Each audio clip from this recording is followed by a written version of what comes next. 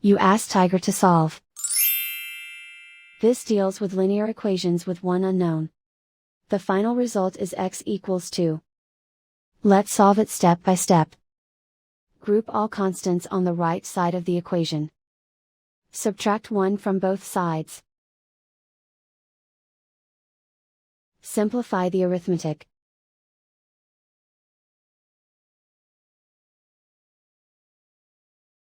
Isolate the x. Divide both sides by 4. Simplify the fraction. Find the greatest common factor of the numerator and denominator. Factor out and cancel the greatest common factor. And so the final result is x equals 2.